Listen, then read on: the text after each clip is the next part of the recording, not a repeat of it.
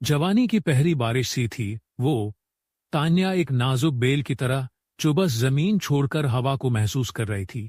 बस अल्हड़पन की मदमस्त सरसराहट थी। हर झोंका उसे किसी नई दीवार से लिपट जाने को कहता।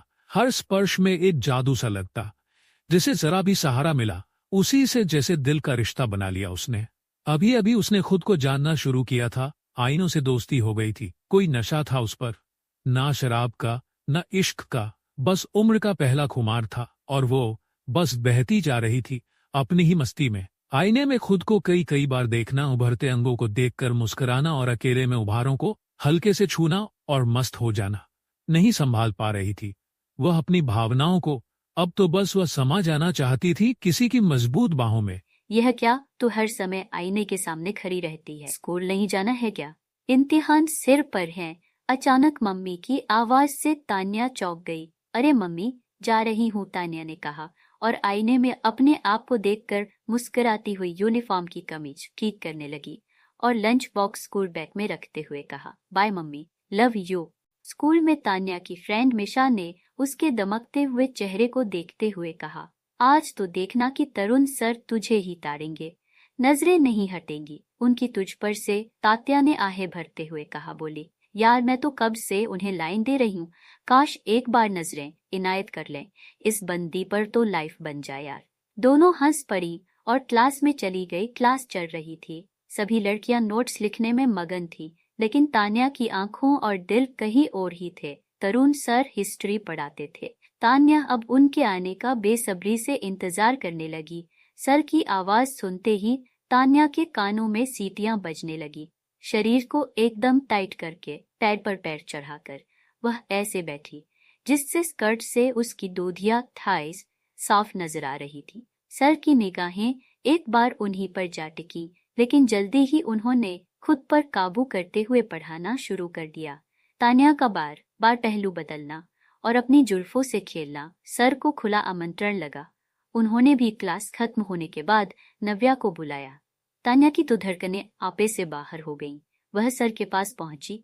कोई कंफ्यूजन हो तो तुम मेरे घर आ सकती हो, मैं तुम्हारे सारे डाउट क्लियर कर दूंगा, अगर तुम चाहो तो, सर ने न्योता देने के अंदाज में कहा। तान्या तो यही चाहती थी। उसने तपाक से कहा, सर मैं कब आपके घर आ सकती हूँ? आज शाम को ही, स्कूल के बाद।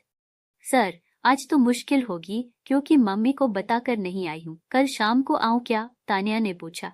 देखो तान्या, ऐसा है कि डाउट जितनी जल्दी क्लियर हो जाए तो अच्छा है, सर ने उसके कंधे पर हाथ रखते हुए कहा। सर का हाथ लगते ही तान्या के तन बदन में जैसे चिंगारियां फूटने लगी, सांसें तेज और गर्म हो गई, गाल दहकने लगे। अब तो जैसे उसका खुद पर काबू पाना मुश्किल हो गया। नव्या ने मन ही मन सोचा, मम्मी को तो कुछ भी बहाना सुना दूंगी। तान जल्दी से मिशा के पास पहुंची और बोली, सुन, सर ने आज मुझे डाउट क्लियर करने के लिए घर बुलाया है।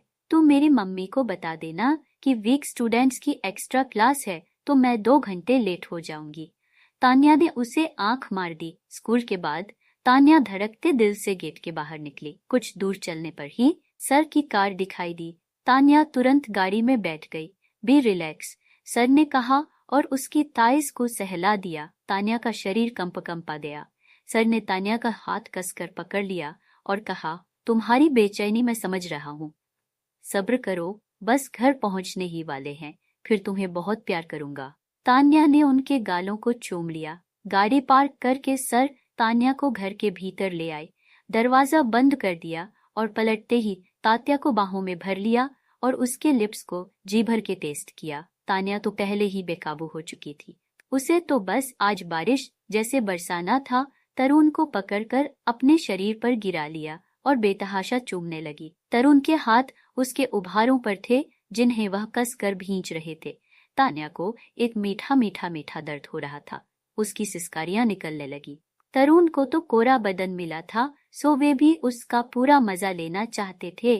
उन्होंने तान्या की कमीज उतार कर उसके बेदाग गदराए उभार देखते ही वे पूरी तरह बहक गए। तान्या के अंगों से खेलते हुए कसकर पकड़ रखा था, मानो वह तो यही चाहती थी। कुछ ही देर में नव्या की सिसकारियों से कमरा गूंज उठा। तान्या का कुंवारापन भंग हो चुका था। लेकिन तान्या इससे बेफिक्र यौवन के सागर में गोते लगा रही थी। थोड़ी देर में सब कुछ शांत हो गया। तान्या कपड़े पहनने लगी, हालांकि उसे बड़ा दर्द हो रहा था। तरुण ने जल्दी से दूसरी चादर बिछा दी। तान्या घर पहुंची, पर अभी उसका मन नहीं भरा था। उसका बस चलता तो वह घर आती ही नहीं। वो इस मौके भरपूर फायदा उठाना चाहती थी। बहुत थकी हुई लग रही है तू। एक्स्ट्रा क्लास के बारे में तूने सुबह तो कुछ नहीं बताया था। मम्मी ने कहा अब रोज रहेगी, मैं रोज ही देर से आऊंगी। तान्या ने लगे हाथ आगे का रास्ता साफ कर लिया। अगला पूरा हफ्ता तान्या और तरुण ने भरपूर मजा लिया।